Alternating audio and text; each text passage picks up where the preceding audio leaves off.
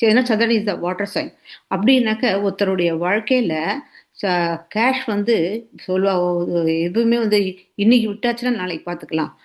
நாளைக்கு விட்டாச்சே இப்ப இன்னைக்கு இருக்கா, நாளைக்கு இருக்குமா இருக்காதான்னு தெரியாது அப்படின்னு சொல்லுவோம் இல்லையா? அதனால ஏன்னா சந்திரன் ஓடிண்டே இருக்கிறதுனால யாருடைய வாழ்க்கையிலயும் பணம், காசு நிரந்தரமா இருந்ததும் கிடையாது.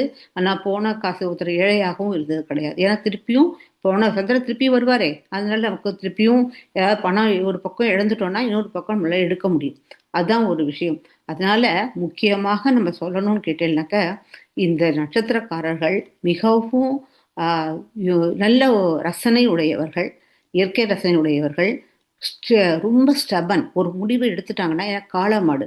எதுக்கு காளமாடு என்னன்னா, இந்த இடத்துல பார்த்தீங்கன்னா, ஜல்லிக்கட்டெல்லாம் வருது இல்லையா? அப்போ வந்து பசுமாடெல்லாம் வச்சு பண்ண மாட்டாங்க. காளமாடு வச்சு தான் பண்ணுவாங்க. ஏன்னா, அது ஸ்டபனா வந்து அட்டாக் பண்ண முடியும் நம்முடைய ஆப்போசிட்காரங்களையும். அதனால வந்து ஒரு ஸ்டெபிலிட்டி, ஒரு ஸ்ட்ராங் கேரக்டர், அது மட்டும் இல்லாம ஒரு தான் நெனச்ச காரியத்த சாதிக்கணும். நெறையா கிரியேட்டிவிட்டி. இது பண்ணணும். புரொடக்ஷன் அப்டின்னாலே, அவங்க எந்த ஃபீல்ட்ல இருக்காங்களோ, அந்த ஃபீல்ட வந்து அது நல்லபடியா ஒரு இத வந்து ஒரு காரியத்த நினைக்கிறாங்க. நெனச்ச உடனேயே அத சாதிக்கிறாங்க. அதான் பகவான் குடுத்திருக்கிற ஃப்ரீ வில் அப்படிங்கிறது. சந்திரன்ல ஒரு ரத்தம் இருக்கும்போது.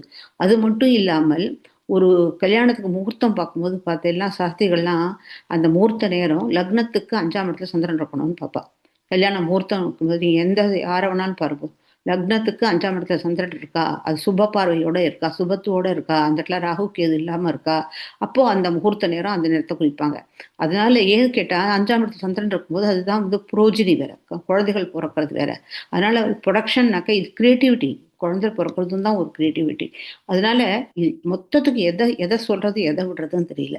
அத்தனைக்கும் சேர்ந்த ஒரு மொத்த ஒரு இது வந்து எதுன்னு கேட்டா ரோஹிணி நட்சத்திரம். ரொம்ப அருமையான நட்சத்திரம். அப்புறம் இதுக்கு வந்து கோத்திரம் எதுன்னு கேட்டா அத்ரி. அவர் வந்து 2வது நம்ம சந்திரன் வந்து கிருஷ்ண வம்சம். கிருஷ்ணர் இல்லையா? அதாவது இவர் தான் லக்ஷ்மி. லக்ஷ்மி எல்லாத்துலயும் எல்லாரும் லக்ஷ்மிய தான் கொண்டாடுறா. எதுக்குன்னு கேட்டா பணத்துக்காக வேண்டி. ஸோ, அதனால நம்ம வந்து கிருஷ்ணர வணங்கணும். இந்த நட்சத்திரத்தில ஏதாவது ஒரு இவ்ளோ மாமி சொல்ட்டாங்க. ஆனா எனக்கு ஒண்ணும் நான் ரோகிணி நட்சத்திரம் தான் நான் நன்னா இல்ல. அப்டின்னா நீங்க கண்டிப்பா வணங்க வேண்டியது கிருஷ்ணர். அதுதான் எனக்கு தெரிஞ்ச வரைக்கும். ஆ மத்தபடி லக்ஷ்மிய நீங்க வணங்கலாம். கிருஷ்ணரையும் வணங்கலாம், லக்ஷ்மியும் வணங்கலாம்.